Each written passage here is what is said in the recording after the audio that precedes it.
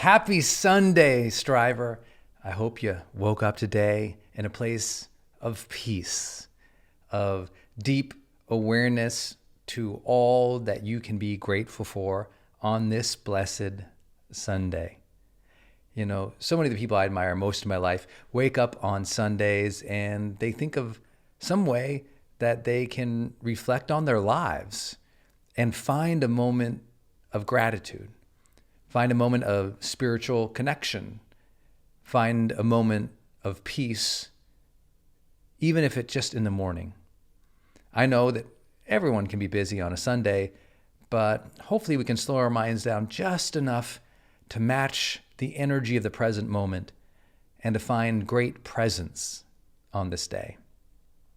You know, one of my favorite things, having been teaching personal development for around 20 years now, is the recent and huge movement of what is the mindfulness movement, which of course has been around for approximately 10,000 years, but it has become very popularized in the wellness movement of, let's even just say, the last 5 to 7 years. And the idea that we can bring more awareness to every single moment, every single conversation, every blessing, our everyday life is now so popularized. I hope that it's never trivialized, in that I hope that you'll take a beat and make it an actual practice, that in some way you reflect on your life in a deep and meaningful way, and that in some way you find more and more moments throughout your day, throughout your week, throughout your month, where you just felt totally connected to the moment, or totally connected to yourself or God or spirit or just the person you're talking with in conversation. The power of finding full presence I wrote about in my book, The Motivation Manifesto. And I hear about it all the time, about how people learned to find just an extra 2 beats in each moment.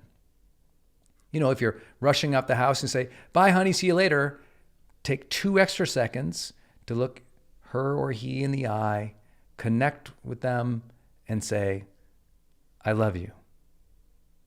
I'll see you later."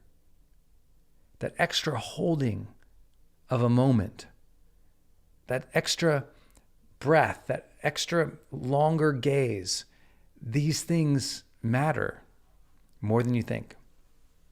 Today, in reflection, I'd like to give you one of my journal reflections that I like to do. Is, you all know I use the GrowthDay journal. I'm kind of a dork about it. And on this day as Sunday, I'll tend to do that weekly review button in the journal. So if you go to journal and smash weekly review, I tend to do that one. But today, I journaled on 4 extra ideas. I was reflecting on the last 12 months and trying to just, in my journal, capture some ideas in these 4 areas. Number 1, what were some wins that I have had in the last 12 months? Wins, meaning successes.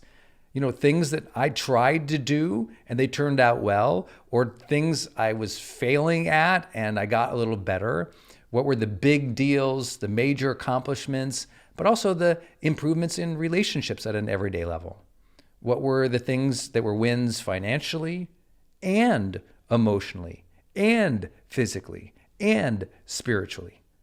Just capturing those wins was a fun journal activity today, because I've got a lot coming up in the next month. And by reminding myself, becoming more mindful to the progress that I have had, it conditions my mind in a ready state, in a state of confidence and optimism. Second thing I journaled on today was just the strengths that I've developed over the last 12 to 24 months. Now, I know you're a striver, you're an achiever, you tend to be, very exacting, and you wanted to be, creative, but also perfect at the same time. I get it, striver.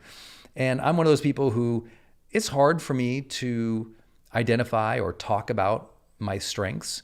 I have to think about them.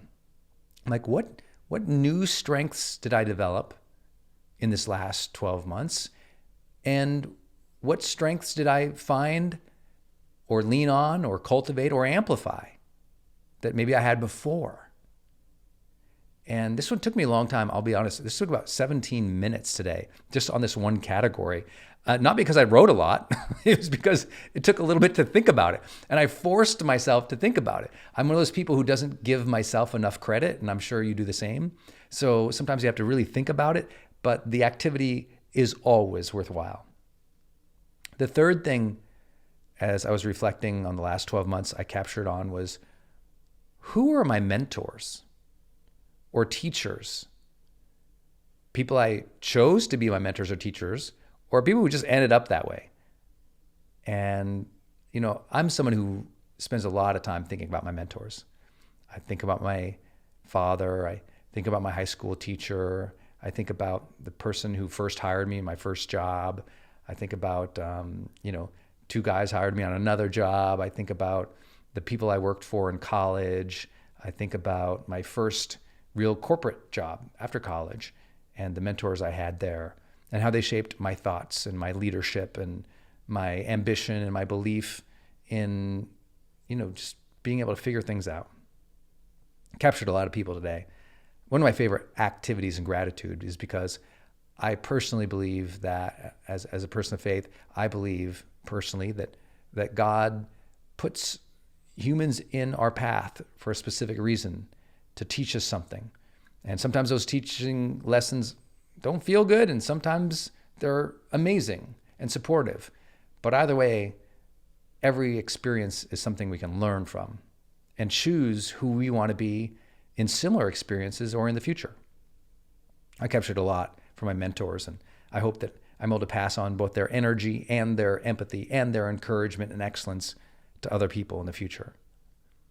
And the last thing I wrote about was, the last category I should say, was reflecting on healing. What have I healed from in these last 12 months? And that can be things I wrote about, was like healed from doubt. I had some doubts in the last 12 months that I got over.